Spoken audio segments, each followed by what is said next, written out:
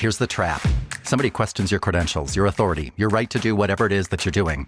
And your instinct is to defend yourself, right? But here's the problem. The moment you start to defend yourself, you've already lost because you're letting somebody else determine what your focus is. I've been training professional women and helping them step into their power and reclaim their joy at work for more than 20 years. And all of the communication tactics in the whole wide world will not dig you out of the hole that you will dig yourself in if you start to defend yourself at work. I'm going to give you the power phrase that smart women use when people attack their credentials. And what training do you have to do this? Or, and why were you chosen to do this job? Or, what makes you think you're so special? Which is exactly what people are doing when they put us on the spot and call our credentials into question.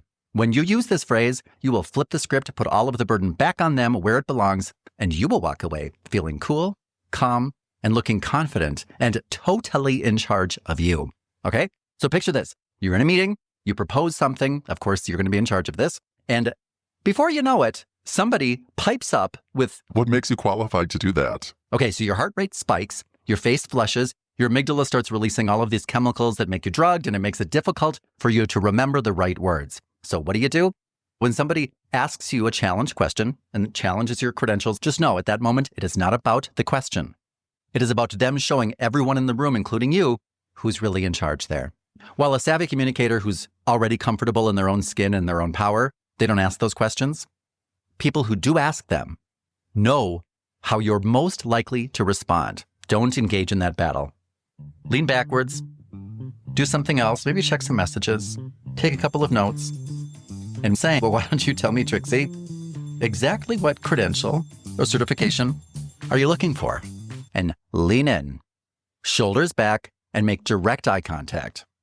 When you do that, the number one response that they will give you is going to be, well, I don't know. And as soon as they say those magic words, I don't know, do not let them finish whatever it is that they're trying to say. That is your cue to steal the floor back and say, oh, well, I suspected as much. That explains why you look so confused right now. Why don't you do this? When you figure out what it is that you are looking for, come back and see me. I'll be happy to help.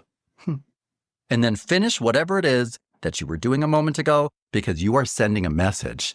This is so not worth my time. I'm not even going to stop what I'm doing. I'm just going to say it as I continue to check my messages or take notes because this is not worth it. And as you use those lines, as you can see, I'm tilting my head to the side and I'm looking at other people in the room like, bless her heart. She doesn't know what she's looking for. So practice this after me. Number 1, I suspected as much. Say that again. I suspected as much.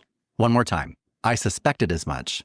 Remember, your head tilts as you focus directly in their eyes. If it's uncomfortable for you to look at somebody right in their eyes, look in between their eyes, but focus on them as you say it. Take a moment to look around and say, that would explain why you're so confused. How about this? Why don't you figure out what it is that you're looking for? And when you've done that, come back and see me. I'll be happy to help. And then you grab your things and you keep doing what it is that you were doing.